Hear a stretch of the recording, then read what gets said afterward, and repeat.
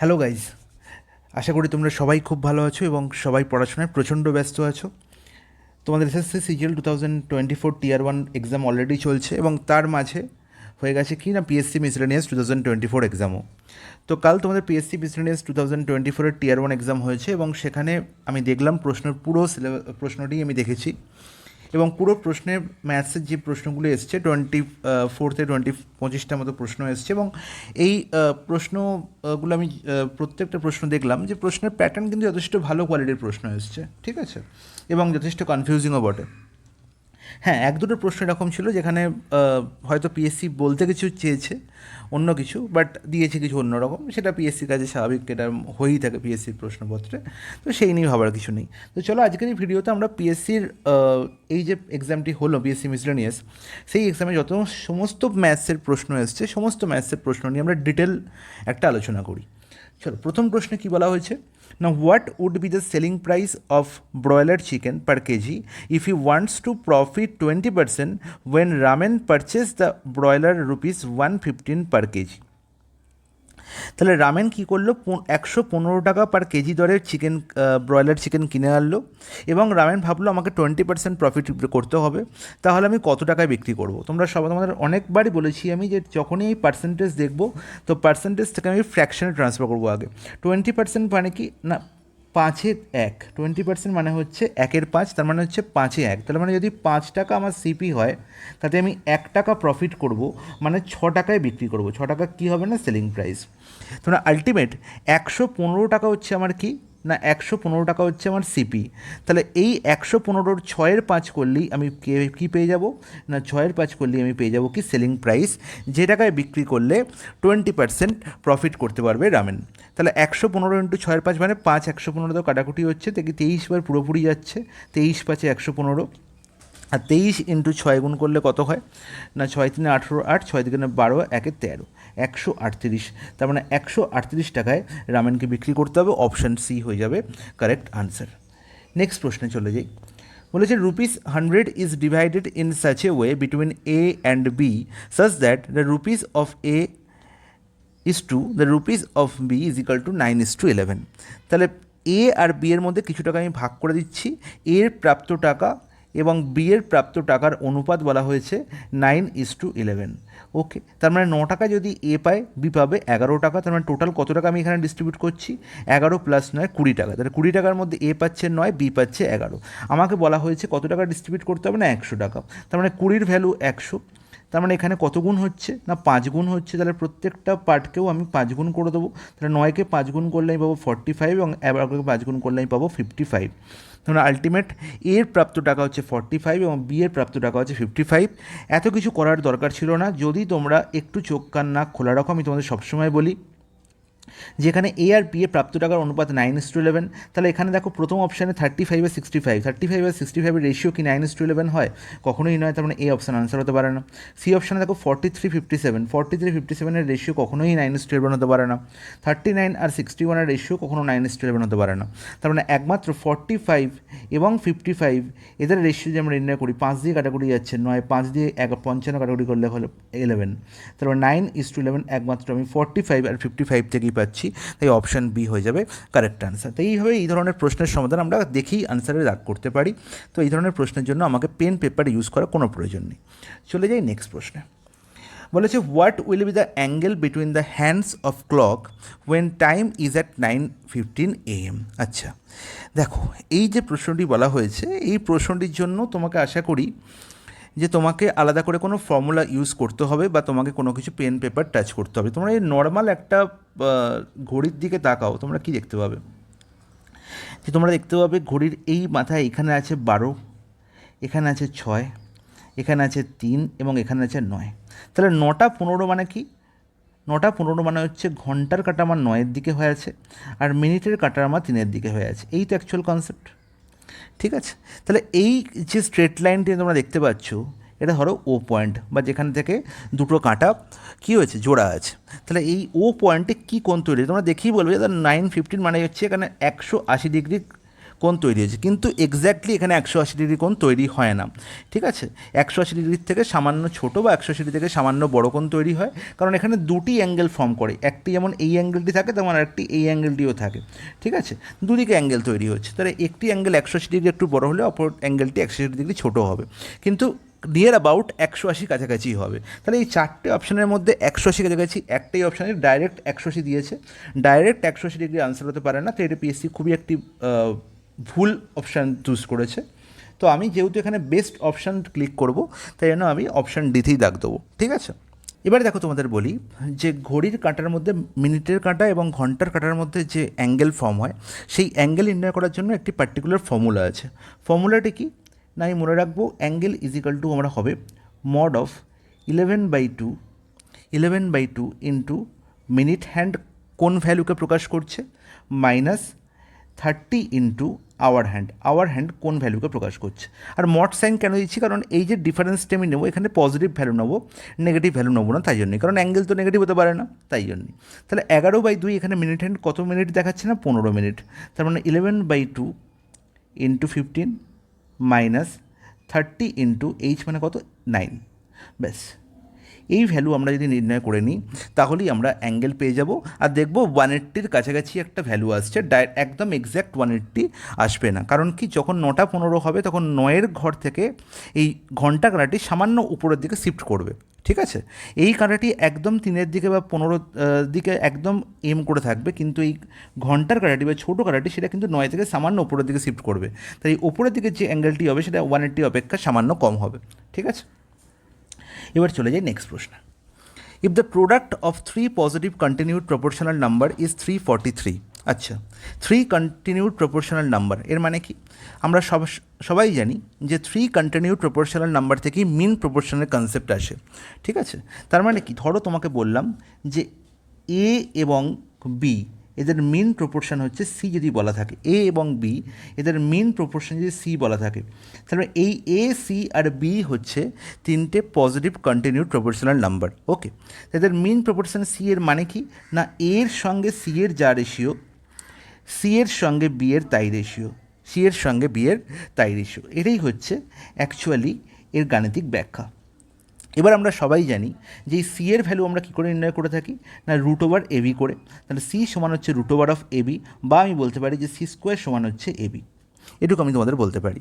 এবার কি বলতে পারি, দেখো এখানে বলা হয়েছে the product of 3 positive continued proportional number, মানে কি এ ইন্টু সি ইন্টু বি এর ভ্যালু বলা হয়েছে কত, এ ইন্টু সি এর ভ্যালু এ ইন্টু সি ইন্টু বি এর ভ্যালু বলা হয়েছে 343। তাহলে দেখো এখানে সি স্কোয়ারের ভ্যালু বলা হয়েছে এবি, তাহলে আমি যদি এবিসির ভ্যালু 343 জেনে থাকি, তাহলে এখানে যদি আর একটা সি আমি গুণ করে দিই, তাহলে এদিকেও আমাকে সি গুণ করতে হবে, তার মানে আলটিমেট কী হয়ে গেল, সি কিউব ইজিক্যাল টু হচ্ছে এবিসি, আর এবিসির ভ্যালু কত বলা হয়েছে না 343, তাহলে সি কিউবের ভ্যালু যদি 343 হয়, তাহলে সি এর ভ্যালু কত হবে না, সি এর ভ্যালু হবে 7, কারণ আমরা সবাই জানি যে 7-এর কিউবই হয় 343। তাহলে আমাকে নির্ণয় করতে হবে কি, then what is the mean proportional of the first and third, তাহলে ফার্স্ট অ্যান্ড থার্ডের মেন প্রপোর্শন হচ্ছে সি, তাহলে সি এর ভ্যালু আমার নির্ণয় করতে বলেছে, সি এর ভ্যালু কত বেরোলো না 7, অপশান এ হয়ে যাবে আমার কারেক্ট আনসার। চলে যাই নেক্সট প্রশ্নে। If 12th January of 2024 was Friday, then what will be the 7th June of 2025? দেখো এটি একটি জিআই এর প্রশ্ন, তো এই প্রশ্নটির সমাধান করার জন্য আমাকে শুধু মনে রাখতে হবে যে ক্যালেন্ডার, আমি তোমাদের স্পেশালি ক্যালেন্ডার একটি স্পেশাল সিরিজ নিয়ে আসবো আমার চ্যানেলে। ক্যালেন্ডারের প্রশ্নে তুমি যদি 7-এর মাল্টিপল এইটুকু জিনিস খুঁজে বার করো, ঠিক আছে, তাহলেই তোমাদের সমস্ত প্রশ্নের সমাধান হয়ে যায়। এই যে তোমরা অড ডে বা এই সমস্ত কথা শুনে থাকো বিভিন্ন জায়গায়, এই অড ডে ফড ডে কিছুই নয়, এগুলো হচ্ছে আলটিমেট 7-এর মাল্টিপলের গল্প, ঠিক আছে। দেখো 12 জানুয়ারি 2024, তাহলে 12 জানুয়ারি 2024 এই দিনটি কী ছিল না, এই দিনটি ছিল হচ্ছে ফ্রাইডে, ওকে। এবার আমাকে বলো যে 12 জান 2024 যদি ফ্রাইডে হয়, তাহলে 1 বছর পর ঠিক 12 জান 2025 কী হবে না, 2025 হবে কি ফ্রাইডেই হবে, ধরবে না ফ্রাইডে কখনই হতে পারে না, তোমাদের মাথায় এটা ক্লিক করবে যে ফ্রাইডেই হবে, কিন্তু না ফ্রাইডে হবে না। কেন হবে না, কারণ হচ্ছে 1 বছরে যখন আমি 1 বছর পুরো কন্টিনিউ করছি, মানে 365 দিন আমি কন্টিনিউ করছি, এই 365 দিনের মধ্যে কটা অড ডে থাকে না 365 দিনে একটি অড ডে থাকে। এই এক কোথা থেকে গেল বাবা? না 365কে আমি যদি 7 দিয়ে ভাগ করি তাহলে দেখবো আমার এক অবশেষ আছে, এক রিমাইন্ডার আছে। তাহলে এই একই হচ্ছে সেই এক। তার মানে যদি এখানে 364 থাকতো তাহলে 7 দিয়ে পুরোপুরি ভাগ চলে যেত, কিন্তু যেহেতু 365 হয়েছে তাহলে মনে রাখবো যে 364 হচ্ছে 7 দিয়ে পুরোপুরি বিভাজ্য হয়। ঠিক আছে, তাহলে 365 হওয়াতে এখানে এক আমি কী পেয়েছি? অবশিষ্ট পেয়েছি। তাহলে এই এক হচ্ছে অড ডে, তার মানে একদিন বেড়ে যায় যখন আমি 365 দিন পুরোপুরি কভার করি। এবার যেহেতু 2024 লিপ ইয়ার মানে কি? এখানে ফেব্রুয়ারি মাসে একদিন বেশি গোনা হয়, তার মানে 366 দিনে আমার পুরো বছরটি কমপ্লিট হয়। তাহলে 366 দিনে কমপ্লিট হলে এখানে রিমাইন্ডার কত পাবো? রিমাইন্ডার 2 পাবো। তাহলে তখন আমার অড ডে কী হয়ে যায়? 2 হয়ে যায়, মানে 2 দিন এক্সট্রা হয়। তাহলে যদি 12 jan 2024 ফ্রাইডে হয় তাহলে 12 jan 2025 কী হবে? 2 দিন বেড়ে যাবে, 2 দিন পরের দিন হবে। তার মানে +2 করলে, ফ্রাইডের সঙ্গে +2 করলে হবে কি? সানডে। তাহলে 12 jan 2025 হয়ে গেল সানডে। এবার নির্ণয় করতে হবে 7 জুন কত? না 2025 এই দিনটি কী ছিল? আচ্ছা, তুমি বলো আমাকে যে 12 jan 2025 অলরেডি আমি এসে উপস্থিত হয়েছি, তাহলে 12 জ্যানের, এই জ্যানে আর কদিন বাকি আছে? তুমি দাদা, জ্যানে আর মাত্র 19 দিন বাকি আছে। অলরেডি 12 দিন আমি কভার করে ফেলেছি, জানুয়ারি মাসে 31 দিনে হয়। তার মানে কি 19 দিন আমার এখানে এখনও কভার করতে হবে। আচ্ছা, আমি সবসময় এই দিন কিন্তু কাউন্ট করবো না, আমি অড ডে কাউন্ট করবো, প্রত্যেক মাসের অড ডে। দেখো 19-এর মধ্যে কতগুলো অড ডে আছে? অড ডে মানে হচ্ছে 7 দিয়ে ভাগ, যেটা রিমাইন্ডার সেটাই হচ্ছে অড ডে। তার মানে 7-এর সঙ্গে আমি যদি 19কে 7 দিয়ে ভাগ করি তাহলে 7 দুগুণে 14, তার মানে দেখতে পাবো 5 অবশেষ থাকবে, মানে এখানে হচ্ছে 5 আমার অড ডে, 5 অড ডে। তাহলে আমি খালি অড ডে কাউন্ট করবো, আমি দিন কাউন্ট করবো না। তার মানে জানুয়ারি মাসে আমার 7টি অড ডে আছে। ওকে, খুব ভালো কথা। আর 7 অড ডে মানেই হচ্ছে 0, কারণ কটা অড ডে বললাম? 5টি অড ডে আছে। সরি, জানুয়ারি মাসে কটা অড ডে আছে? না 5টি অড ডে আছে। খুব ভালো কথা। এবার যখন চলে যাও ফেব্রুয়ারি মাসে, এবার 2025, এটা কি লিপ ইয়ার? না, তার মানে এখানে 28 দিনই আছে, 28 7 দিয়ে পুরোপুরি ভাজ্যে। তার মানে ফেব্রুয়ারি মাসে কি কোনো অড ডে নেই, মানে 0। মার্চ মাস কি 31, তাই তো? 31 দিনে পুরোপুরি মার্চ শেষ হয়। তাহলে 31 দিনের মধ্যে কটা অড ডে থাকবে? তাহলে আমরা জানি 28, 4বার 7 পুরোপুরি যাচ্ছে 31-এর মধ্যে, তার মানে 3 হচ্ছে অবশিষ্ট, মানে 3 অড ডে। এটা মনে রাখবো। এপ্রিল মাস হচ্ছে 30 ডেজে হয়, তার মানে 4 দিয়ে ভাগ করি, এই 7 দিয়ে ভাগ করে দিলে আমি 2টো অড ডে পাবো। Is it clear? বলবে হ্যাঁ, একদম ক্লিয়ার।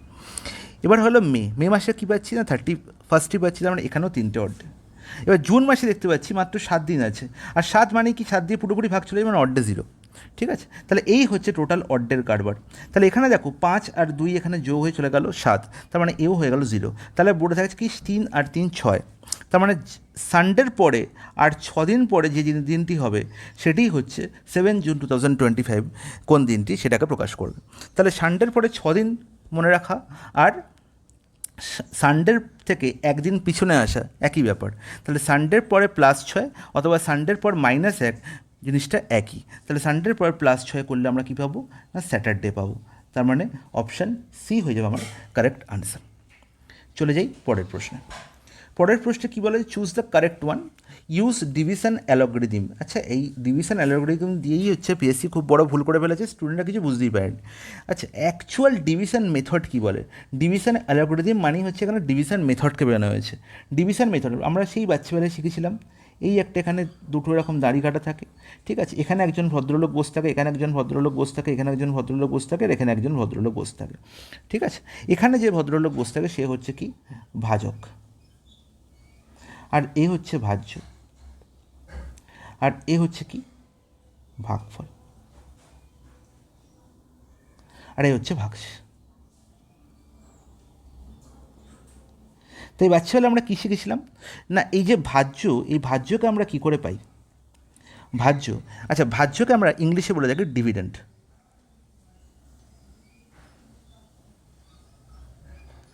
ভাজককে আমরা বলে থাকি ডিভাইজার। ভাগফলকে আমরা বলে থাকি কোসেন্ট, আর ভাগশেষকে আমরা বলে থাকি রিমাইন্ডার।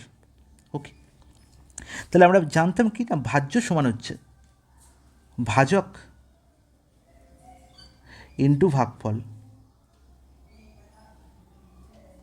প্লাস ভাগশেষ। ওকে, তার মানে কি? ভাজ্য মানে কি? Dividend is equal to divisor into quotient plus remainder. ঠিক আছে, তাহলে এটা হচ্ছে আমার ভাগ প্রক্রিয়ার মেন অ্যালগরিদম। এই যে পুরো জিনিসটা কি বলা হয়েছে, কি ভাগের অ্যালগরিদম। ওকে, এটাই তোমরা বুঝতে পারো নি। তাহলে এখানে 24 যে ভদ্রলোক দেওয়া হয়েছে, এই 24 হচ্ছে কিছুই নয়, 24 হচ্ছে ভাজ্য। 24 কি ভাজ্য। ওকে, ভাজক কি না 2 দিয়ে ভাগ করা হয়েছে, দেখো প্রত্যেকটা দিয়ে 2 আছে, তার মানে 2 হচ্ছে ভাজক। এবার বলো 24কে 2 দিয়ে ভাগ করা হচ্ছে, তাহলে 24কে যদি 2 দিয়ে ভাগ করা হয় তাহলে কতবার পুরোপুরি যাবে? তুমি বলে দাদা 12 বার পুরোপুরি যাচ্ছে, কারণ 12 2 হচ্ছে 24, একদম মিলে গেল, ভাগ মিলে গেল। তাহলে যে ভাগ মিলে যাওয়া, আমরা এখানে একটা ক্রস সাইন দিই, মানে এখানে কি 0 আছে। তার মানে এখানে কি পেলাম না, আলটিমেট আমি পেয়ে গেলাম, দেওয়া আছে যে ভাজক হচ্ছে 2, ডিভিডেন্ট হচ্ছে কি ডিভাইজার হচ্ছে কি 2, ডিভিডেন্ট মানে ভাজ্য হচ্ছে আমার 24, এবং ভাগফল হচ্ছে আমার 12, এবং রিমাইন্ডার হচ্ছে 0। তার মানে আলটিমেট পেলাম কি না 24 is equal two 12, 2 into 12 plus 0। এটাই হচ্ছে আমার কারেক্ট অ্যালগরিদম। ঠিক আছে, কারেক্ট ডিভিশন অ্যালগরিদম। তাহলে 24 is equal two 2 into 12 plus 0 আমরা কোন অপশানে দেখতে পাচ্ছি? একমাত্র অপশান সিতে। অপশান সি হয়ে যাবে আমার কারেক্ট আনসার। চলে যাই নেক্সট প্রশ্নে। বলেছে summation of unit place digits of A number is 9। After interchanging the digits the difference between the earlier and present number is 9। খুব ভালো কথা। তাহলে summation of unit place digits of A number is 9, খুব ভালো কথা। এবার দেখো এখানে 4-5টা নাম্বার তোমরা দেখতে পাচ্ছ। এই জাস্ট এই সেকেন্ড লাইনটা পড়ো, বলছে after interchanging the digits the difference between the earlier and present number is 9। তার মানে কি, এখানে যে দুখানার ডিজিট আমরা দেখতে পাচ্ছি সংখ্যাগুলোর মধ্যে, এদের প্লেসগুলোকে চেঞ্জ করা হচ্ছে। তাহলে 72-এর দুটো ডিজিট কী কিনা 7 আর 2, এর প্লেসগুলোকে চেঞ্জ করলে আমরা কী সংখ্যা পাবো না 27। আর 72 আর 27-এর মধ্যে ডিফারেন্স কি নয়?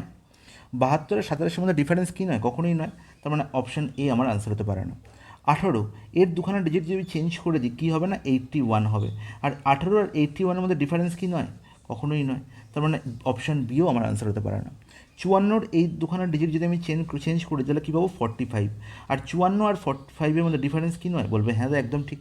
54 থেকে 45 বিয়োগ করলে আমি 9 পাই। তার মানে অপশান সি হয়ে যাবে কারেক্ট আনসার। আমি অপশান ডি একবার চেক করে নিই। 63 দুখানা ডিজিট চেঞ্জ করলে কী হয় 36 হয়। আর 63 আর 36-এর ডিফারেন্স কোনো 9 হতে পারে না, তাই অপশান ডিও আমার আনসার হতে পারে না। তাই জাস্ট অপশান থেকেই আমি আনসার পেয়ে যাব, অঙ্ক করার কোনো প্রয়োজন নেই। ওকে, চলে যাই নেক্সট প্রশ্নে। বলছে what is 171 as a natural number. আচ্ছা, 171 এই যে ডিজিটটি, এই যে সংখ্যাটি, এই সংখ্যাটির মধ্যে ডিজিটগুলো আছে সেগুলো কী কী না 1, 7 এবং 1। আর 1 প্লাস 7 প্লাস 1 যোগ করলে কত হয় 9 হয়। আর 9 যখন দেখতে পাচ্ছি যে ডিজিটের সাম, তার মানে অবশ্যই এই 9 কি 3 দিয়ে পুরোপুরি ভাগ যায়, তার মানে 171ও 3 দিয়ে পুরোপুরি ভাগ যাবে। তার মানে 171-এর মধ্যে একটি ফ্যাক্টর বর্তমান, সেটিকে 171-এর মধ্যে একটি ফ্যাক্টর বর্তমান, সেটি হচ্ছে কে না 3। সেটি হচ্ছে কে না 3। আচ্ছা, 3 যেমন আছে তার মানে 9ও থাকবে। যেমন 9-এর ডিভিসিবিলিটি রুল কি না 100 কোনো একটা সংখ্যার ডিজিটগুলির সাম যদি 9 দিয়ে পুরোপুরি ভাগ যায় তাহলে সেও 9 দিয়ে পুরোপুরি ভাগ যাবে। যেরকম 3-এর ডিভিসিবিলিটি রুল সেরকম একই 9-এর ডিভিসিবিলিটি রুল, তার মানে এই সংখ্যাটি 9 দিয়েও পুরোপুরি ভাগ যায়। তাহলে কোনো একটি সংখ্যার মধ্যে যদি 1 এবং সেই সংখ্যা ছাড়া আর অন্য কোনো সংখ্যা ফ্যাক্টর হিসেবে লুকিয়ে থাকে, তখন সেই সংখ্যাকে আমরা বলে থাকি কম্পোজিট নাম্বার বা যৌগিক নাম্বার। বোঝা গেল? তাহলে কী বললাম না, কোনো একটি সংখ্যার মধ্যে সেই সংখ্যা এবং 1 ছাড়া যদি অন্য সংখ্যাও ফ্যাক্টর হিসেবে লুকিয়ে থাকে, মানে অন্যান্য সংখ্যা দিয়েও সেই সংখ্যাটি ভাগ যায়, তাহলে আমি বলতে পারি যে সংখ্যাটি একটি যৌগিক সংখ্যা বা কম্পোজিট নাম্বার। তার মানে অপশান ডি হয়ে যাবে কারেক্ট আনসার। চলে যাই কোয়েশ্চেন নাম্বার 9। খুবই দারুণ একটি প্রশ্ন। বলছে how many Times does 7/11 ochre from 1 to 7। তোমরা সবাই নামটা পড়তে পারো আশা করি। তোমাকে বলা হলো যে 1 থেকে 15-র মধ্যে, 1 থেকে 15-র মধ্যে, ঠিক আছে, 1 থেকে 15-র মধ্যে 3 কতবার ফিরে ফিরে আসছে? 3। তাহলে তুমি কী বলবে? তাহলে 3-এর নামটা পড়ি। আমরা জানি 3 1-কে 3, 3 2-কে 6, 3 3-কে 9, 3 4-এ 12। আচ্ছা, এখানে 15 নয়, আমি 16 করলাম। 3 4-এ 12, 3 5-এ 15, 3 6-এ 18। তাহলে দেখো 3 6 9 12 15, এর প্রত্যেকের মধ্যে 6-এর মধ্যেও 3 আছে, 9-এর মধ্যেও 3 আছে, 12-র মধ্যেও 3 আছে, 15-র মধ্যেও 3 আছে, 18-র মধ্যেও 3 আছে, 3-এর মধ্যেও 3 আছে। তাহলে 1 থেকে 16-র মধ্যে এরকম কতগুলো সংখ্যা আছে যেখানে আমি 3 ফিরে ফিরে পাচ্ছি? তুমি বলবে দাদা 3কে পাচ্ছি, 6কে পাচ্ছি, 9কে পাচ্ছি, 12কে পাচ্ছি, 15 পাচ্ছি। তাহলে 1 2 3 4 5 এরকম 5টা সংখ্যা পাচ্ছি। তার মানে আলটিমেট আমাকে 7-এর 11-র নামটা পড়তে বলেছে। তো 1 থেকে 7-এর মধ্যে এরকম 7-এর 11 কতবার আছে? তাহলে আমাকে কী করতে হবে? 7-এর 11-র নামটা পড়তে হবে। 7-এর 11-র নামটা আমি কী করে পড়বো? আমি একটু কাজ করে নিই, যেটা 7-এর 11কে পয়েন্ট ডেসিমেলে ট্রান্সফার করে দিই। ঠিক আছে, দেখো 7-এর 11 যদি ডেসিমেলে ট্রান্সফার করি আমি কি বলবো? না 7কে তো 11 দিয়ে ভাগ যায় না, তার মানে একটা পয়েন্ট লিখতে হবে, তারপরে শূন্য বসবে, তার মানে 70, তার মানে 6 পুরোপুরি যাচ্ছে 66, 40, তার মানে 3। তার মানে দেখতে পাচ্ছি 0.60, এরপরে চলতেই থাকছে, মানে 0.60 আমি বলতে পারি এর অ্যাপ্রক্স ভ্যালু। তার মানে 0.60 কতবার আছে 1 থেকে 7-এর মধ্যে সেটা আমার নির্ণয় করতে, মানে 0.60 নামটা পড়তে হবে। 0.60 ইন্টু 1 করলে আমি কী দেখতে পাচ্ছি? 0.60 ইন্টু 1 করলে 0.63 হয়। আচ্ছা 0.63 কি 1 থেকে 7-এর মধ্যে কোনো নাম্বার? কখনোই নয়। তার মানে এই সংখ্যাটিকে আমি ধরতে পারবো না। এরপরে 0.63 সঙ্গে 2 গুণ করলি, 2 গুণ করে তাহলে কত হবে? না 2 3 6, 2 6 12, তার মানে 1.26, তাই তো? 1.26, তাহলে 1.26 সেই সংখ্যা যেটি 1-এর থেকে বড়, তাই তো? মানে 1 থেকে 7-এর মধ্যে 1.26 বর্তমান। তার মানে 0.63 ইন্টু 2 করলে আমি দেখতে পাবো যে প্রথম সংখ্যা পাবো যেটা 1 থেকে 7-এর মধ্যে হবে। এবার দেখো তাহলে 0.63কে যদি আমি 10 গুণ করি, 10 গুণ করি তাহলে কত হবে? 6.3, 6.3, তাহলে 6.3 তো 1 থেকে 7-এর মধ্যে আছে। তাহলে 0.63 যদি 11 গুণ হয়, 11 গুণ হয় তাহলে কত হবে? না 6, দেখো 63কে 11 দিয়ে গুণ করলে কী হবে? 6 + 3 9, 693, তাহলে আমি বলতে পারি 6.93। আর 6.93ও কিন্তু 1 থেকে 7-এর মধ্যে অবস্থিত। তাহলে দেখো এরপরে যখন 0.60 ইন্টু 12 করবো না, সেটা >7 হয়ে যাবে। তার মানে একে আর ধরতে পারবো না। তার মানে এই 0.60 ইন্টু 2 থেকে 0.60 ইন্টু 11-এর মধ্যে যতগুলো সংখ্যা আছে সেই সংখ্যাগুলিই হবে আমার আনসার।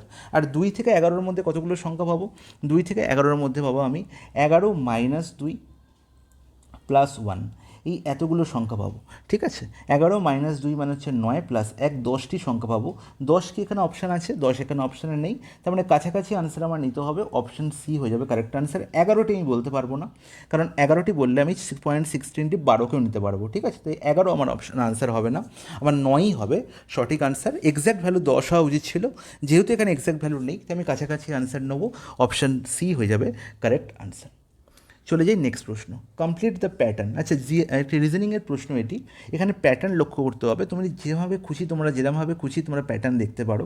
ঠিক আছে, তোমার চোখে এটা প্রথম পড়বে, তোমার সেটাই মনে হবে সেটাই হচ্ছে কারেক্ট আনসার। ঠিক আছে, চোখকে ঠিক রাখবে, বেশ আর কিছু করতে হবে না। দেখো কী কী প্যাটার্নটা আছে, 5 7 8 লিখলো। ঠিক আছে, প্যাটার্নটা এই প্যাটার্নটার এখানেই শেষ। পরের প্যাটার্নে কী দেখতে পেলাম? না 6 8 12, তারপরে দেখতে পাচ্ছি 7 9 জিজ্ঞাসা চিহ্ন। আচ্ছা দেখো তো 5 থেকে 6, 6 থেকে 7 এখানে 1 করে ইনক্রিজ করেছে, তাই তো? এখানেও 1 ইনক্রিজ করেছে, এখানেও 1 ইনক্রিজ করেছে। এখানেও দেখো 7 থেকে 8, আবার 8 থেকে 9 1 ইনক্রিজ করলো, খুব ভালো কথা।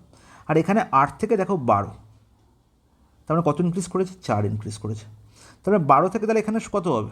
4 ইনক্রিজ। আমরা এখানে ডিফারেন্স তো সেম থাকছে প্রত্যেকটা সংখ্যার মধ্যে, তাহলে এখানেও ডিফারেন্স সেম রাখতে হবে। তাহলে 12 থেকে 4 যোগ, 12-র সঙ্গে 4 যোগ করলে কত হবে? 16 হবে। তোমার অপশান বি হয়ে যাবে আমার কারেক্ট আনসার, কত কিছু ভাবার কোনো দরকার নেই। ঠিক আছে, চলে যাই নেক্সট প্রশ্ন। বলেছে ratio of two number is 5:3, if GCD of the numbers is 11, then what are the numbers? খুব ভালো কথা। জিসিডি মানে তোমরা কি জানো? জিসিডি মানে কি জানো? দেখো জিসিডি কথার ফুল ফর্ম হচ্ছে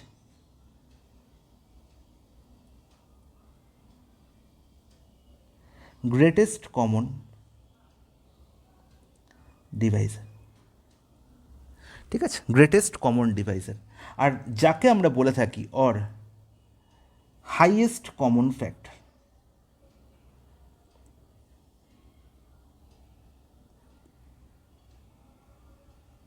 এই দুটো কথার মধ্যে কিন্তু কোনো অমিল নেই, এটা কিন্তু একই জিনিস। তার মানে জিসিডি মানেই হচ্ছে আর একটা রূপ এইচসিএফ। জিসিডি মানেও যা, এইচসিএফ মানেও তাই। সবচেয়ে বড় কোন সংখ্যা দিয়ে ভাগ যায়? এইচসিএফ মানে কনসেপ্ট কি, যে হাইয়েস্ট কমন ফ্যাক্টর, মানে সবচেয়ে বড় কোন সংখ্যা দিয়ে ভাগ যায়, সেই সংখ্যাটাই আমায় খুঁজে বার করতে হবে। মানে এইচসিএফ দেওয়া আছে, সংখ্যা দুটির এইচসিএফ দেওয়া আছে 11। আমরা সবাই জানি যদি সংখ্যা দুটির রেশিও দেওয়া থাকে এবং এইচসিএফ দেওয়া থাকে, তাহলে রেশিওর দুটি টার্মের সঙ্গে, তাহলে রেশিও দুটি টার্ম কী আছে, 5 আর 3, এই রেশিও দুটি টার্মের সঙ্গে যদি আমি এইচসিএফ গুণ করে দিই, তাহলে আমি সংখ্যাগুলো পেয়ে যাব। তাহলে 5 × 11 55 এবং 3 × 11 33ই হবে আমার কারেক্ট আনসার। আচ্ছা, 55 দেন হোয়াট আর দ্য নাম্বার? এখানে 33, 55 33 সহজ ছিল, 55 33 নেই কেন? কোনোভাবে অপশানে কি ভুল ঢুকলাম? 1 সেকেন্ড গাইস, একবার অরিজিনাল প্রশ্নটি দেখে নেওয়া যাক কী আছে। এখানে একটি প্রিন্টিং মিস্টেক হয়েছে, সেটা হচ্ছে এখানে 3 নয়, এখানে 13 ছিল। Ratio of the two number is 5:13, সেই কারণে আনসার মিলছে না, তাহলে এখানে 13 হবে। আচ্ছা, 5 × 11 গুণ করলে কী হবে, 55, আর 13 × 11 গুণ করলে হবে 143। তাহলে সংখ্যা দুটো কী হবে না, 55 আর 143। অপশান বি হয়ে যাবে কারেক্ট আনসার। তো বোঝা গেল তোমাদের। চলে যাই নেক্সট প্রশ্ন। The ratio of the collection of story books of Rabi and Madhu. খুব ভালো কথা, রবি আর মধুর কী বলা হয়েছে, স্টোরি বুকসের কালেকশনের রেশিও বলা হয়েছে। তাহলে রবি আছে আর মধু আছে, এদের স্টোরি বুক কালেকশনের রেশিও কী বলা হয়েছে, 2:3। এবার কী বলা হলো, after purchasing of 6 new books by Madhu. তাহলে মধু কী করলো, 6টা নতুন বই কিনলো, এবং সেটি কেনার ফলে তাদের রেশিও চেঞ্জ হয়ে গেল কত না, 1:3। তাহলে দেখো এখানে পারচেস কে করেছে না, মধু করেছে, ঠিক আছে। তার মানে রবি তো কোনো বুক পারচেস করেনি, তার মানে রবির নাম্বার অফ বুক তো সেমই আছে। তাহলে এখানে রবির ভ্যালু 2 দেখতে পাচ্ছি, এখানে রবির ভ্যালু 1 দেখতে পাচ্ছি। তাহলে কী করে পসিবল? তাহলে রবির ভ্যালুকে সমান করো। তাহলে 1কে যদি আমায় 2 করতে, তাহলে 2 গুণ করতে হবে। তাহলে আলটিমেট কি, 2:2, এখানেও 2 গুণ করলে 6। তাহলে দেখো রবি এখন কিন্তু সেম হয়ে গেল। তাহলে আগে মধু ছিল 3টে, এখন মধুর হয়ে গেছে 6টা। কত বৃদ্ধি পেয়েছে না, 3 বৃদ্ধি পেয়েছে। আর সেই 3-এর ভ্যালু এখানে বলা হয়েছে না, 6টি নতুন বুক কিনেছে, তো 3-এর ভ্যালু হচ্ছে 6। 3-এর ভ্যালু যদি 6 হয়, আমার নির্ণয় করতে হবে কি, how many books did they have earlier. তাহলে আগে কতগুলো বই ছিল, তাহলে আগের রেশিও ছিল আমার 2:3। তাহলে 3-এর ভ্যালু যদি 6 হয়, 3-এর ভ্যালু যদি 6 হয়, তার মানে কি দেখো, 3-এর ভ্যালু যদি 6 হয় তাহলে কত গুণ না, 2 গুণ। তাহলে 3-এর ভ্যালু যদি 6 হয়, তাহলে 2-এর ভ্যালু কত হবে, 4। তার মানে 4 আর 6 হবে কারেক্ট আনসার। তার মানে কি, রবির কাছে 4টে বই ছিল আগে এবং মধুর কাছে ছিল 6টি বুক, ঠিক আছে। তাহলে যদি এখানে নান অফ অ্যাবভ অপশান না থাকতো, আমি অপশান দেখেই আমি আনসারে কী করতে পারতাম, কারেক্ট আনসার টিক করতে পারতাম। কারণ এখানে আমার একদম প্রিলিমিনারি যে রেশিও, সেটা হচ্ছে 2:3। তাহলে এখানে অপশানের মধ্যে 2:, দেখো 2 আর 4-এর মধ্যে রেশিও কত না, 1:2। 4:6, এখানে রেশিও কত, 2:3 হচ্ছে। 4:8, এখানেও 1:2। তার মানে অপশান দেখেই আমি আনসারে টিক করতে পারতাম, কিন্তু যেহেতু নান অফ দ্য অ্যাবভ আছে, তাই আমাকে প্রশ্নটি করে দেখতে হলো, ঠিক আছে। চলে আসি পরের প্রশ্ন। বলছে medicine wholesaler allows a discount of 20% to its customer and still gain 15% on cost. খুব ভালো কথা। তাহলে মেডিসিন হোলসেলার কী করছে না, 20% আগে ডিসকাউন্ট দিচ্ছে, তারপরে বিক্রি করছে একটা জিনিস, এবং তাতে তার 15% লাভ হচ্ছে। ওকে, এবার বলা হলো maximum retail price is ₹550, then what is the purchase price of the medicine. Do you know what does it mean by maximum retail price? Maximum retail price কথাটার মানে কি? এই ম্যাক্সিমাম রিটেল প্রাইস কথাটার মানে হচ্ছে বাবা, যে যদি কোনো একটা বস্তুর ওপর যেটা লেবেল করা আছে, যেটা মার্ক প্রাইস দেওয়া আছে, সেই মার্ক প্রাইসই হচ্ছে তার ম্যাক্সিমাম রিটেল প্রাইস। আমি যদি কোনো ডিসকাউন্ট না দিই, তাহলে যেটা লেবেলে লেখা আছে সেই টাকাই তোমাকে দিতে হবে, এটাই হচ্ছে ম্যাক্সিমাম রিটেল প্রাইস। তার মানে হচ্ছে এখানে 550 হচ্ছে আমার মার্ক প্রাইস বা লেভেল প্রাইস, ঠিক আছে। এটাই হচ্ছে মেন বিষয়বস্তু এই প্রশ্নটির মধ্যে। তাহলে আমরা সবাই জানি যে আগে যখন কোনো একটা বস্তু তৈরি হয়, সেই তৈরি করার জন্য যে অর্থের প্রয়োজন হয়, সেটাই তার হচ্ছে কি, কস্ট প্রাইস। এরপর কি করে হোলসেলার না, তার উপর একটা ট্যাগ লাগিয়ে দেয়, এবং ট্যাগ লাগিয়ে দিয়ে তৈরি হয় কি, মার্ক প্রাইস। আচ্ছা, এই যে জিনিসটা তৈরি হলো না ট্যাগ লাগানোর পর, এটা হচ্ছে কি, তার মার্ক প্রাইস। তার মানে কি, এখানে কি করেছে না হোলসেলার সে মার্কআপ করেছে, সেখানে কি করেছে না মার্কআপ করেছে, মানে ভ্যালু ইনক্রিজ করেছে, তারপরে সে বিক্রি করছে।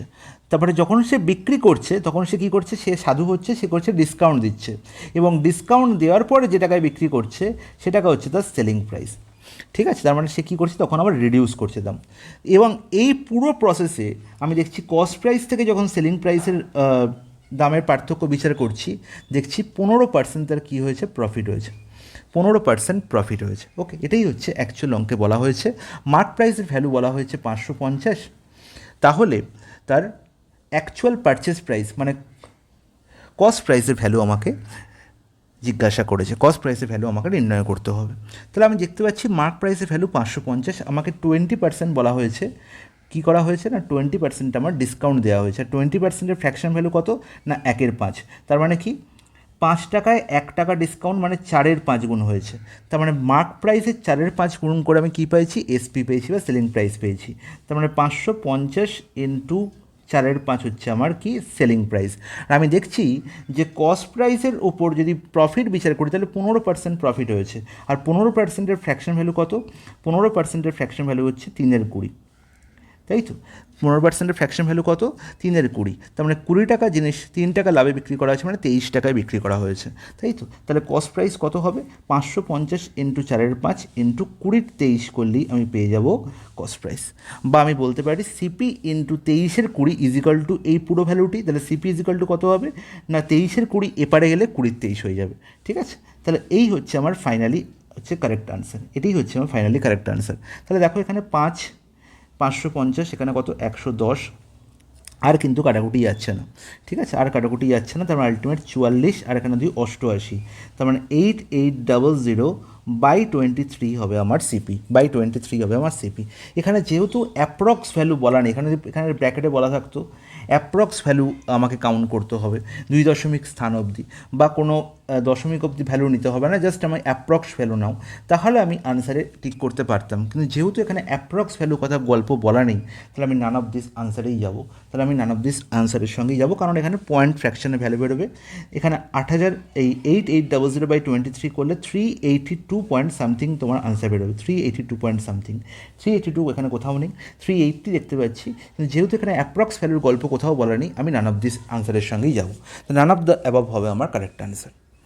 চলে যাই পরের প্রশ্ন। আচ্ছা, একই প্রশ্ন দুবার টাইপ হয়ে গেছে।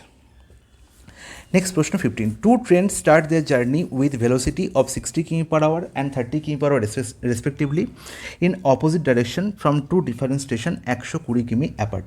তাহলে 120 কিলোমিটার একটি দূরত্ব থেকে দুটি ট্রেন পরস্পরের বিপরীত দিকে যাত্রা শুরু করেছে।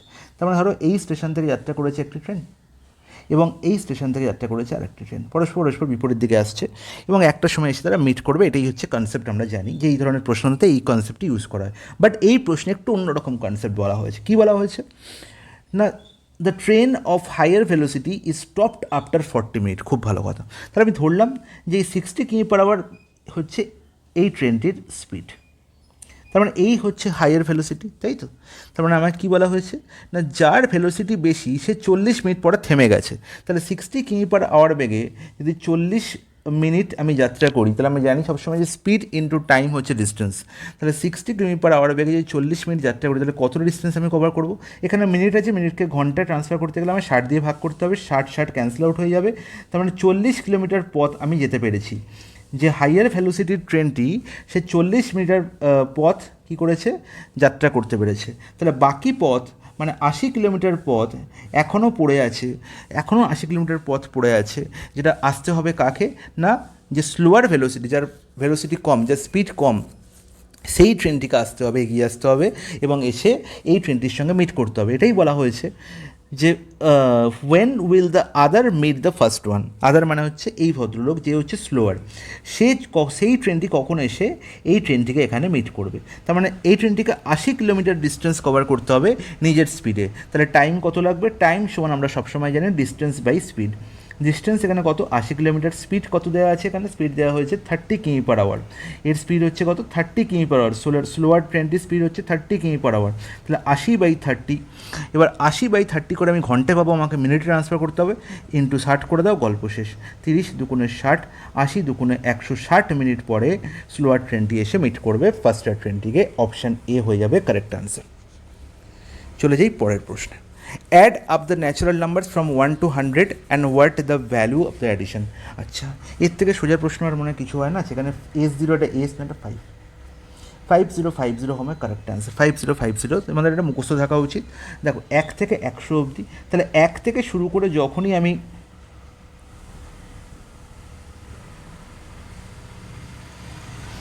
তাহলে sum of natural number starting from 1, 1 থেকে শুরু করে যদি ন্যাচারাল নাম্বারের সাম নির্ণয় করতে হয়, তাহলে তার ডাইরেক্ট ফর্মুলা আমরা জানি n into n+1/2, n into n+1/2। তাহলে এখানে দেখতে পাচ্ছি 1 থেকে 100-র মধ্যে কতগুলি সংখ্যা আছে না 100টি টোটাল সংখ্যা আছে, মানে এনের ভ্যালু কি না 100, তার মানে 100 ইন্টু 100 প্লাস 1 মানে হচ্ছে 101/2, 2 100 কাটাকুটি হয়ে গেল, কত হলো 50, আর 50 ইন্টু 101 মানে কত না 5050 হয়ে যাবে আমার কারেক্ট আনসার। 5050 হয়ে যাবে আমার কারেক্ট আনসার, অপশান বি হয়ে যাবে আমার কারেক্ট আনসার। চলে যাই নেক্সট প্রশ্নে। বলছে when will it be double if some capital was invested at the rate of 6.1%। আচ্ছা, তাহলে আমার রেট অফ পার্সেন্টেজ দেওয়া আছে 6.1% কি আর এর ভ্যালু। আমায় বলা হয়েছে কোনো একটি টাকা, ধরো n টাকা আমি ব্যাংকে রাখলাম, সেটা কিছুদিন পরে কী হয়েছে ডাবল হয়েছে, মানে 2n হয়েছে, তাহলে মানে n যদি আমার প্রিন্সিপাল হয় 2n হচ্ছে আমার অ্যামাউন্ট, খুব ভালো কথা। তাহলে আমি এখানে ইন্টারেস্ট কত পেয়েছি না nই পেয়েছি, তার মানে n টাকায় n টাকা হচ্ছে ইন্টারেস্ট, n টাকায় n টাকা হচ্ছে ইন্টারেস্ট, তার মানে 100% আমি ইন্টারেস্ট পাচ্ছি। আচ্ছা, এই যে 100%, এই 100% মানে হচ্ছে এসআই পার্সেন্টেজ, এটা হচ্ছে কি না এসআই পার্সেন্টেজ। আর আমরা সবসময় বলে থাকি, আমি তোমাদের সবসময় বলি যে এসআই পার্সেন্ট কী করে পাই আমরা না রেট অফ পার্সেন্টেজের সঙ্গে যদি আমরা টাইম গুণ করে দিই, রেট অফ পার্সেন্টেজের সঙ্গে যদি আমরা টাইম গুণ করে দিই, তাহলে এখানে আমার এসআই পার্সেন্টেজ জানা হয়ে গেল কত 100%, আর রেট অফ পার্সেন্টেজ আমার জানা 6.1/4, 6.1/4 মানে কি 6×4 = 25/4, ঠিক আছে 25/4। আর এখানে পার্সেন্টেজ সাইন দুদিক থেকে অমিট করে দাও, পার্সেন্টেজের কোনো ভ্যালু নেই, পার্সেন্টেজ আমার দরকারই নেই, ঠিক আছে, কারণ আমি দুদিকেই পার্সেন্টেজ সাইন দেখতে পাচ্ছি, তাই পার্সেন্টের কোনো ভ্যালু নেই। তার মানে 100 × 25/4 × t হয়ে যাবে আমার ভ্যালু। আমার টি এর ভ্যালু নির্ণয় করতে হবে। দেখো 25 আর 104 দিয়ে কাটাকুটি চলে গেলো, 4 × 4 গুণ করলে 16, তার মানে 16 বছর পরে আমার এই ঘটনা ঘটবে যে কোনো একটি টাকা কী হয়ে যাবে ডবল হয়ে যাবে, যদি আমার রেট অফ পার্সেন্টেজ 6.1/4%। তাহলে এসআই পার্সেন্টেজের গল্প যদি তোমাদের ভালো করে মাথায় রাখো, তো এই ধরনের প্রশ্নের আনসার তোমরা মুখোমুখি করতে পারবে, কোনো চাপ হবে না। চলে যাই নেক্সট প্রশ্নে। বলছি in the fashion of as many rose as sapling, it is to be found that 6 sapling are redundant to plant 127 sapling in a garden। খুব ভালো কথা। তার মানে এমনভাবে চারা গাছ লাগানো হচ্ছে যে যতগুলোই রো, যদি আমার কাছে 3টে রো থাকে, তাহলে প্রত্যেকটা রোয়ে আমার 3টে করেই কী আছে চারা গাছ আছে, ঠিক আছে। ধরো আমার 3টে রো এখানে আমি কী করলাম, 3টে রো আমি এখানে আঁকলাম, এই 3টে রোয়ের প্রত্যেকটা রোতে আমরা দেখতে পাচ্ছি 3টে করেই চারা গাছ আছে, 3টে করেই চারা গাছ, 3টে করেই চারা গাছ আছে, ঠিক আছে। তাহলে এরম ঘটনা যদি ঘটে তাহলে দেখা যাচ্ছে যে 127টা চারা গাছ লাগানোর জন্য আমার কি হচ্ছে না 6টা চারা গাছ এক্সট্রা পড়ে থাকছে, 6টা চারা গাছ এক্সট্রা পড়ে থাকছে। তার মানে যখনই এরকম ঘটনা ঘটবে বাবা, আর কিছুই নয়, এটা একটি স্কোয়ার তৈরি হবে, ঠিক আছে। এখানে স্কোয়ারের গল্প চলে এসেছে, স্কোয়ারের গল্প, তার মানে কি যতগুলোই যদি আমার স্যাপলিং হয়, যতগুলো রো ততগুলোই আমার স্যাপলিং হয়, তাহলে how many rose are in the garden, তাহলে যদি আমি এনটা রো লাগাই, তাহলে এনটা রোয়ের প্রত্যেকটায় আমি কি দেখতে পাচ্ছি এনটা করেই, প্রত্যেকটাতে আমার কি দেখতে পাচ্ছি এনটা করেই আমার চারা গাছ আছে। আমি কি বললাম 3টে আমি রো লাগিয়েছিলাম, 3টে রোয়ের প্রত্যেকটায় আমি 3টে করেই লাগিয়েছিলাম, তাহলে 3 × 3 আমি 3 × 3, তার মানে কি 3 স্কোয়ার, 3টে করে যদি আমি লাগাই তাহলে 3 × 3 3 স্কোয়ার মানে 9, তাই তো। তাহলে 9টা চারা গাছ আমার দরকার হতো, তাহলে 9 দেখো একটা পারফেক্ট স্কোয়ার নাম্বার। তাহলে এই ঘটনাই ঘটবে, তাহলে এনটা যদি আমার টোটাল রো হয়, তাহলে প্রত্যেকটা রোয়ে এনটা করে যদি আমার চারা গাছ থাকে, তাহলে টোটাল n × n মানে n স্কোয়ারটি চারা গাছ আমার আছে। এবার এই n স্কোয়ারটি চারা গাছ আমাকে কি করতে হবে না বার করতে হবে। আমি দেখতে পাচ্ছি 127টা চারা গাছ আমার টোটাল আমার কাছে ছিল, না আমি লাগানোর পরে দেখছি 6টা চারা গাছ আমার এক্সট্রা হয়ে গেছে। তার মানে 127 মাইনাস 6ই হচ্ছে এন স্কোয়ারের ভ্যালু। আচ্ছা, তাহলে এন স্কোয়ারের ভ্যালু যদি 127 মাইনাস 6 হয়, তার মানে 121। তাহলে 121 দেখো একটি স্কোয়ার নাম্বার, কার স্কোয়ার? 11 স্কোয়ার। তার মানে N square is equal two 11 square, তার মানে এনের ভ্যালু কত হবে? 11। তার মানে নাম্বার অফ চারা গাছ প্রত্যেকটা রোতে আমি বলতে পারি 11টা করে চারা গাছ লাগানো হয়েছে। আর নাম্বার অফ রো যদি আমি জিজ্ঞেস করি কতগুলো রোয়ে চারা গাছ লাগানো হয়েছে, তাহলে আমি বলবো যে 11টি রোয়ে চারা গাছ লাগানো হয়েছে। তাহলে how many rose are in the garden, আমি বলবো 11টি রোতে চারা গাছ লাগানো হয়েছে। অপশন সি হয়ে যাবে আমার কারেক্ট আনসার। নেক্সট প্রশ্ন চলে আসি। কোশ্চেন নাম্বার 19-এ কী বলা হয়েছে? বলছে from which least number if one subtracted, তাহলে কোনো একটা সংখ্যা আছে, সেখান থেকে এক বিয়োগ করলে কী হবে না, সংখ্যাটি 12, 16 এবং 28 দিয়ে ভাগ যাবে। তার মানে n-1 12, 16 এবং 28 দিয়ে ভাগ যাবে। আমায় কী বলা হয়েছে না, এনের ভ্যালু আমার নির্ণয় করতে হবে, আমাকে নির্ণয় করতে হবে। আচ্ছা দেখো, 12, 16, 28 আমার কী করবো এই ধরনের প্রশ্নে, না এলসিএম নির্ণয় করবো। তাহলে কোনো একটা সংখ্যা 12 দিয়ে বিভাজ্য, 16 দিয়ে বিভাজ্য, 28 দিয়ে বিভাজ্য, তার মানে এদের এলসিএম দিয়েও অবশ্যই বিভাজ্য। তার মানে n-1 যদি 12 দিয়ে বিভাজ্য হয়, 16 দিয়েও বিভাজ্য হয়, 28 দিয়েও বিভাজ্য হয়, তার মানে অবশ্যই এই সংখ্যাটি 12, 16, 28-এর এলসিএম দিয়েও বিভাজ্য হবে। আচ্ছা 12, 16, 28-এর এলসিএম কী?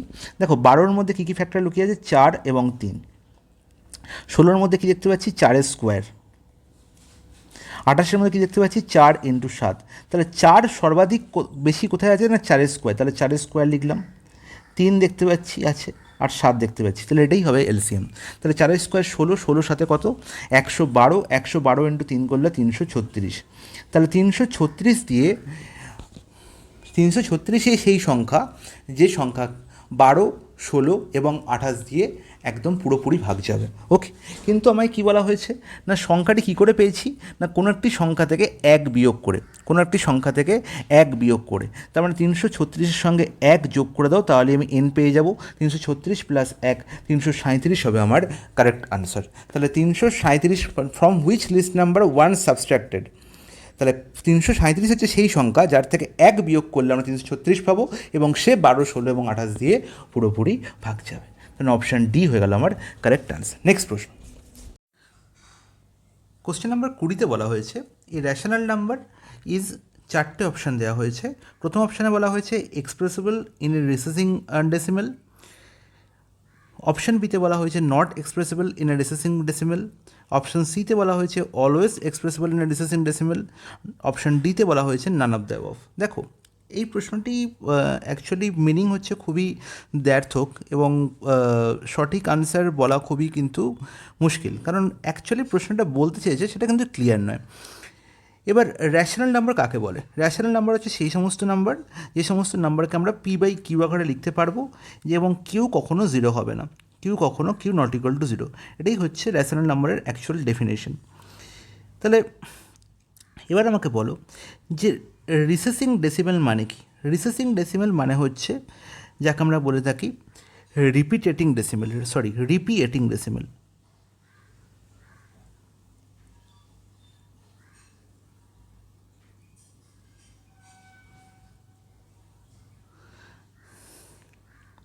অথবা যাকে আমরা বলতে থাকি রেকারিং, আর বাংলায় যাকে বলে পৌনঃপুনিক, তাই তো? তো এই ধরনের যে সমস্ত ডেসিমেল সংখ্যা, সেই সমস্ত সংখ্যাই আমাকে জিজ্ঞেস করা হয়েছে কি র্যাশনাল নাম্বারকে কি সেই ধরনের সংখ্যায় এক্সপ্রেস করা সম্ভব? আমি তোমাকে একটা উদাহরণ দিই। ধরো তোমাকে একটা উদাহরণ দিলাম 1/3। দেখো 1/3কে যদি আমরা দশমিক আকারে প্রকাশ করতে চাইলে আমরা কী করব না, 1কে 3 দিয়ে ভাগ করব। ভাগ করা সম্ভব নয়, তাই প্রথমে পয়েন্ট দেবো, একটা শূন্য লিখব। তাহলে এবার দেখো ভাগ করা সম্ভব, 3 3 9, আমরা কী পেলাম? রিমাইন্ডার 1।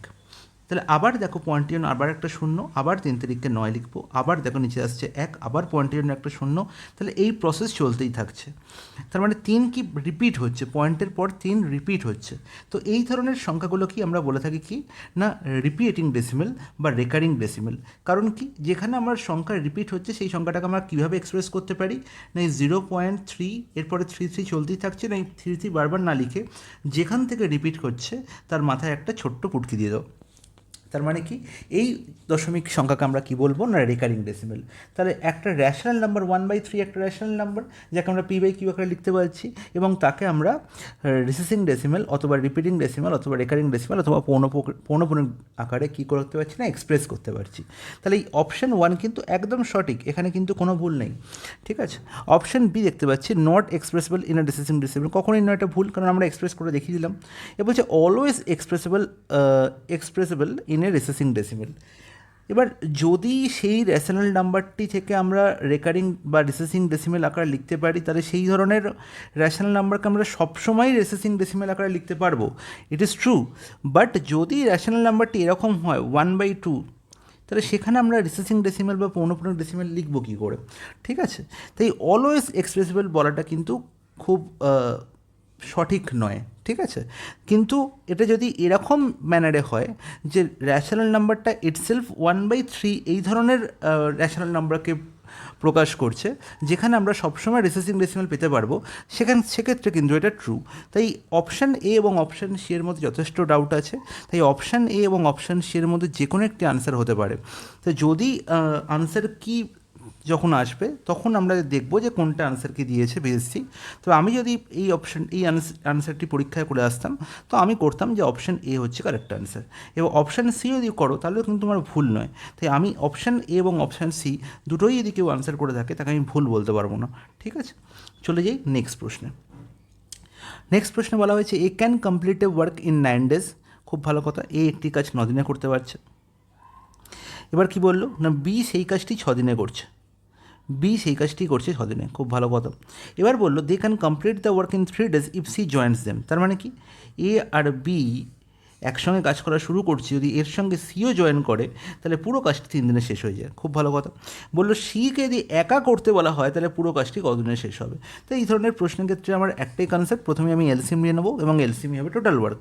এবার 3, 6, 9, 3, 6, 9 এলসিএম কী হবে 3 বলবে 18, তার মানে 18 হবে আমার টোটাল ওয়ার্ক। টোটাল ওয়ার্ক হয়ে গেল আমার কি না 18। তাহলে 18 যদি আমার টোটাল ওয়ার্ক হয় তাহলে এর এফিসিয়েন্সি কত 18/9(2), বির এফিসিয়েন্সি কত 18/6(3), এবং এ বি সি এর একত্রে এফিসিয়েন্সি কত, এ বি সি এর একত্রে এফিসিয়েন্সি হচ্ছে 6। তার মধ্যে এ আর বি এর এফিসিয়েন্সি টোটাল এফিসিয়েন্সি হচ্ছে 5।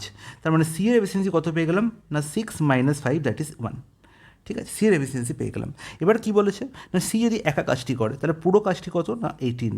এবার এই 18 ইউনিট ওয়ার্ক সি যদি 1 ইউনিট ওয়ার্ক একদিনে করে তাহলে 18 ইউনিট ওয়ার্ক করতে সি এর কতদিন টাইম লাগবে না 18/1 টোটাল ওয়ার্ক বাই এফিসিয়েন্সি করলেই আমি পেয়ে যাবো টাইম।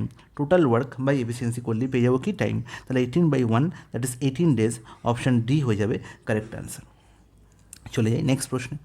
বলছে how much time shall a train of length 80 metre take to cross a 120 metre long platform when the train assume the speed of 72 কিমি/আওয়ার। তো আমরা সবসময় জানি যে যখন ট্রেন একটি এমন কোনো বস্তুকে অতিক্রম করে যার একটা লেন্থ আছে, তখন সে নিজের দৈর্ঘ্যও যায় প্লাস সেই বস্তুটির দৈর্ঘ্য কী করবে অতিক্রম করবে। তার মানে ট্রেন যখন প্ল্যাটফর্মকে অতিক্রম করছে ট্রেন তখন নিজের দৈর্ঘ্যও যাবে প্লাস প্ল্যাটফর্মের দৈর্ঘ্যও যাবে। নিজের দৈর্ঘ্য কত না 80 মিটার এবং প্ল্যাটফর্মের দৈর্ঘ্য কত 120 মিটার। তাহলে টোটাল লেন্থ তাকে টোটাল কতটা ডিস্টেন্স তাকে কভার করতে হচ্ছে না 120 + 80 দ্যাট ইজ 200 মিটার তাকে ডিস্টেন্স কভার করতে হচ্ছে, এবং তার স্পিড কত বলা হয়েছে 72 কিমি/আওয়ার। বাট এই 200 কি মিটারে দেওয়া হয়েছে, তাহলে 72 কিমি/আওয়ারকে আমরা মিটার/সেকেন্ডে ট্রান্সফার করতে পারি। আমরা সবাই জানি যে কিলোমিটার/আওয়ার থেকে মিটার/সেকেন্ডে করতে হলে কী হয় না 5-এর 18 দিয়ে গুণ করতে হয়। 18 × 4 = 72, 4 × 5 = 20, তাহলে 20 মিটার/সেকেন্ড হয়ে গেল তার স্পিড। আর ডিস্টেন্স বাই স্পিড করলে আমি পেয়ে যাবো কি টাইম, আর 200/20 মানে 10 সেকেন্ডে কী করবে ট্রেনটি পুরো প্ল্যাটফর্মটাকে অতিক্রম করবে। অপশান ডি হয়ে যাবে কারেক্ট আনসার। চলে যাই নেক্সট প্রশ্ন। বলছে Mita and Arun started a business with ₹700 and ₹900 respectively. খুব ভালো কথা। তাহলে মিতা আর অরুণ কী করেছে বিজনেস স্টার্ট করেছে, মিতা আর অরুণ।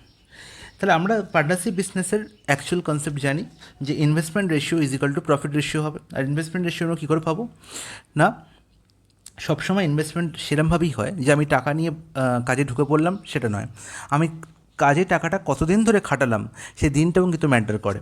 তাহলে যতদিন ধরে খাটাবো সেই দিনের সঙ্গে যদি আমি গুণ করে দিই আমার ভ্যালুটিকে, আমার অ্যামাউন্টটিকে যেটা আমি ইনভেস্ট করেছি সেটাই হবে আমার ইনভেস্টমেন্ট। ওকে, তাহলে দেখো মিতা আর অরুণ কী করেছে বিজনেস স্টার্ট করেছে, 700 টাকা 900 টাকা নিয়ে আসছে। এবার কী করলো after 4 months when Mita invest ₹500 মোর, মিতা কী করলো না 500 টাকা ইনভেস্ট করলো, ওকে, এবং অরুণ কী করছে, তার টাকা উইথড্র করতে 300 টাকা উঠিয়ে নিল। তাহলে প্রথমে যখন তারা ইনভেস্ট করেছিল তখন 700 টাকা এবং 900 টাকার ইনভেস্ট করেছিল। 4 মাস পরে দেখা গেল কি না, ও মিতা কী করলো না 500 টাকা ইনভেস্ট করলো, আর অরুণ কী করলো 300 টাকা তুলে এলো। তাহলে প্রথমেই দেখো, প্রথমে যে কাজটা করবে সেটা হচ্ছে দেখো এই 700, 900, 500, 300 এই সবার মধ্যে শূন্যগুলোকে, যেগুলো এক্সট্রা জিরো আছে, জিরোগুলোকে অমিট করে দাও। এটা হচ্ছে কোনো কাজের নয়, ঠিক আছে। তার মানে 7 টাকা নিয়ে মিতে এসেছিলো, 4 মাস তার টাকা খেটেছিল, মানে 7 × 4 হচ্ছে তার ইনভেস্টমেন্ট ফর 4 মান্থস।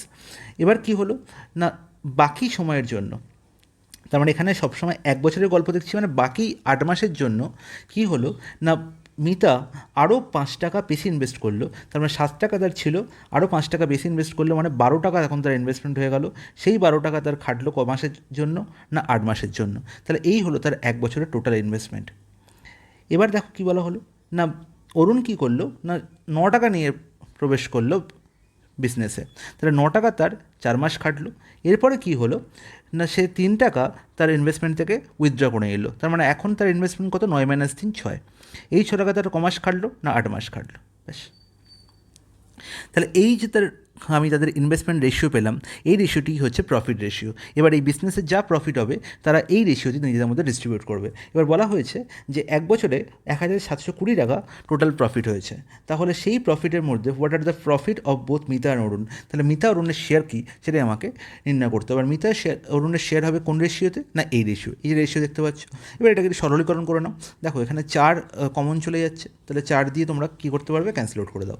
তাহলে 4 যদি এখানে চলে যায়, এখানে পড়ে থাকে 2, এখানে 4 পড়ে চলে গেলে এখানে পড়ে থাকে কত, 2, বেশ। এবার দেখো কত 7, আর এখানে 12 × 24, 24 + 7 হচ্ছে 31 ইস টু এখানে কত 9, আর এখানে কত 12, 12 আর 9 কত 21। তাহলে 31:21 রেশিও তারা কী করবে, তাদের প্রফিট নিজেদের মধ্যে ডিস্ট্রিবিউট করবে। এবার দেখো টোটাল প্রফিট কত না 1720, তাহলে 31 + 21, 31 + 21 করলে কত 52, তার মানে 52-এর ভ্যালু বলা হয়েছে কত 1720। তাহলে 31-এর ভ্যালু কত আর 21-এর ভ্যালু কত আমার নির্ণয় করতে হবে। তাহলে দেখি 1720 যদি 52-এর ভ্যালু, তার 1-এর ভ্যালু কত 1720/52, কাটাকুটি যাচ্ছে, অবশ্যই যাচ্ছে, 4 × 13 = 52, এখানে 4 দিয়ে কাটাকুটি যাচ্ছে কত, 4 × 4 = 16, 430। কিন্তু তারপরে দেখো কাটাকুটি যাচ্ছে না, ঠিক আছে, পয়েন্টে চলে আসছে। 13 কতবার যাচ্ছে পুরোপুরি, দেখো 13 43, 13 × 39, 40, মানে 13 × 2 = 26, না 13 × 3 = 39, আবার যাচ্ছে একদম। তাহলে 33 পয়েন্ট সামথিং আসছে। তাহলে এবার 31-এর সঙ্গে 33 গুণ করব, আর 21-এর সঙ্গে 33 গুণ করব, কিন্তু কোনো অপশানই কিন্তু ম্যাচ করছে না। দেখো কোনো অপশান ম্যাচ করছে, কখনোই না। তাহলে এখানে যদি আমাকে অ্যাপ্রক্স ভ্যালু বলা থাকতো তাহলে আমি আনসার ক্লিক করতে পারতাম, কিন্তু এখানে অ্যাপ্রক্স ভ্যালু বলাই নেই। তাহলে যখন আমাকে অ্যাপ্রক্স ভ্যালু বলা নেই এবং নান অফ দ্য অ্যাবাভ আনসার অপশানে দেখতে পাচ্ছি, তাহলে কেন আমি নান অফ দ্য অ্যাবাভ অপশানে ক্লিক করবো না। এই নান অফ দ্য অ্যাবাভ আমি জানি এটা স্টুডেন্টদের মধ্যে খুবই একটা কনফিউশন সৃষ্টি করে যে আদৌ আমি ঠিক করছি তো। বাট এটাই তো তোমাদের শিখতে হবে, যে তোমরা এটা করছো, তোমার ভাবতে হবে, তোমাদের সেটাই কনফিডেন্স গ্রো করতে হবে যে হ্যাঁ আমি এটা করছি সেটা ঠিক, ঠিক আছে। যখন তোমার প্রসেস ঠিক আছে, তাহলে কেন তুমি ভাববে যে না আমার কোনো আমার সলিউশনের প্রবলেম হচ্ছে বা আমার কোথাও আমি কোনো মিস্টেক করেছি, ওয়াই? তো ভাবার কোনো কারণ নেই। যখন তোমরা দেখছো যে 1720/52 এটা কোনোভাবেই একটা স্বাভাবিক সংখ্যা দিচ্ছে না, একটা ন্যাচারাল নাম্বার দিচ্ছে না, তাহলে আমি কখনোই এখানে এক্স্যাক্ট ভ্যালু পাবো না, আমি সবসময় এখানে পয়েন্টে বা অ্যাপ্রক্স ভ্যালুই পাবো। তো অ্যাপ্রক্স ভ্যালু যদি এখানে অপশানে কোথাও নেই এবং নান অফ দ্য অ্যাবাভ এখানে অপশান আছে এবং প্রশ্নে লেখাও নেই অ্যাপ্রক্স ভ্যালু নিতে হবে, তাহলে আমি কোনোদিনই অ্যাপ্রক্স ভ্যালু আনসারে টিক করবো না, আমি একদমই নান অফ দ্য অপশানেই ক্লিক করবো। ওকে, সে চলে যাই পরের প্রশ্নে। বলেছে Amal and Bimal start a business, আবার business for ₹500 for 9 months and an amount of money for 6 months respectively. আচ্ছা, তাহলে অমল আর বিমল বিজনেস শুরু করলো কীরমভাবে? অমল আর বিমল বিজনেস শুরু করছে, অমল করছে 500 টাকা সে ইনভেস্ট করলো, প্রথমে বললো ভাই আমি 9 মাসের জন্য ইনভেস্ট করবো, ব্যাস আমি তারপরে কিন্তু বিজনেস থেকে বেরিয়ে যাব। আর বিমল বললো ঠিক আছে আমি কিছু টাকা ইনভেস্ট করছি, কিন্তু সেটা মাত্র 6 মাসের জন্য, কিছু টাকাটা কী আমি জানি না। তাহলে এই হচ্ছে তাদের কি না তাদের ইনভেস্টমেন্ট রেশিও, তার মানে এটাই হচ্ছে তাদের প্রফিট রেশিও। এবার বললো if the total profit is of ₹69 and that of Bimal is ₹46, তাহলে টোটাল প্রফিট বলা হয়েছে 69, টোটাল প্রফিট কত 69, আর এই যে রেশিও আমি পেলাম, কার কার রেশিও পেলাম বাবা, না অমল আর বিমলের investment ratio, Amal by Bimal. ঠিক আছে, তাহলে এদের প্রফিট রেশিও আমি যখন হিসেব করব তাহলে এই রেশিও দিয়ে প্রফিট রেশিও হবে, কিন্তু আমি বলা আছে টোটাল প্রফিট 69, তার মধ্যে বিমলের ভাগ কত বলা হয়েছে না 46, বিমলের ভাগ কত বলা হয়েছে 46, তাহলে বিমলের ভাগ যদি 46 হয় তাহলে 69 মাইনাস 46ই হবে অমলের পার্ট, তার মানে 23, তাহলে অমলের পার্টও পেয়ে গেলাম। তাহলে দেখো তার মানে 23 আছে 40 কাটাকুটি হয়ে কী হয়ে গেলো 1/2, একদম ঠিক। 2 আর 6 কাটাকুটি হলো 3, 3 3 এখানে কেটে গেল। তাহলে আলটিমেট এনের ভ্যালু কত পেলাম, এনের ভ্যালু পেলাম 3 × 500 মানে হচ্ছে 1500, অপশান বি হয়ে যাবে আমার কারেক্ট অ্যান্সার। চলে যাই নেক্সট প্রশ্নে। নেক্সট প্রশ্ন আরও একটি হাস্যকর প্রশ্ন, পিএসসি অ্যাকচুয়ালি কিছু অন্য কিছু করতে চাইছিল কিন্তু করে ফেলেছে কিছু একটা, যাকে বলে যে suppose 12 oranges are distributed in 5 basket, 12টা অরেঞ্জ আছে, 12টা অরেঞ্জ আছে, আমাকে 5টা বাস্কেটে আমাকে রাখতে হবে।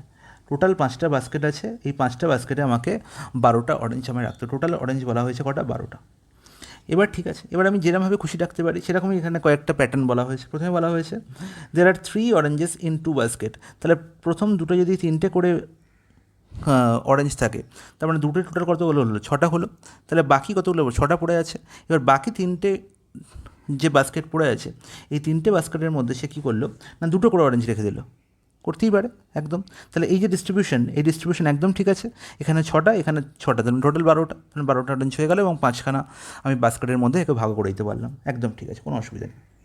তাহলে এভাবে সাজাতে পারি, ডিস্ট্রিবিউট করতে পারি। নেক্সটে কী বলা হয়েছে 2 অরেঞ্জেস ইন 3 বাস্কেট ইচ, তার মানে 3টে বাস্কেটের মধ্যে আমি কী করলাম না দুটো করে অরেঞ্জ রাখলাম, এটা হচ্ছে অপশান এ ছিল। অপশান বিতে বলা হয়েছে এরকম দুটো করে অরেঞ্জ দিলাম আমি প্রথম 3টে বাস্কেটে, খুব ভালো কথা। এবার কী বলা হলো and 4 oranges in 1 basket, sorry 2 oranges in 3 basket each, 1 orange in 2 basket, 1 orange in 2 basket each. আচ্ছা খুব ভালো কথা, 1 অরেঞ্জ 2 বাস্কেট কী করে হবে, এখানে 2 oranges in 3 basket each, 2 oranges in 3 basket each, okay 3টে বাস্কেটে প্রথম দিয়ে দিলাম, বাকিতে পড়ে আছে 2খানা বাস্কেট। এবার বলো 1 অরেঞ্জ ইন 2 বাস্কেট ইচ, তাহলে প্রথম বাকি দুটো অরেঞ্জের বাকি দুটো বাস্কেটের মধ্যে একটা করে অরেঞ্জ দিলাম। এবার বলছে 4 অরেঞ্জ ইন 1 বাস্কেট, তাহলে 4 অরেঞ্জ ইন 1 বাস্কেট, কোথাও 1 বাস্কেট তো নেই, আমার অলরেডি 5খানা বাস্কেট পূরণ হয়ে গেছে, তোমার এই অপশান একদম ফুল।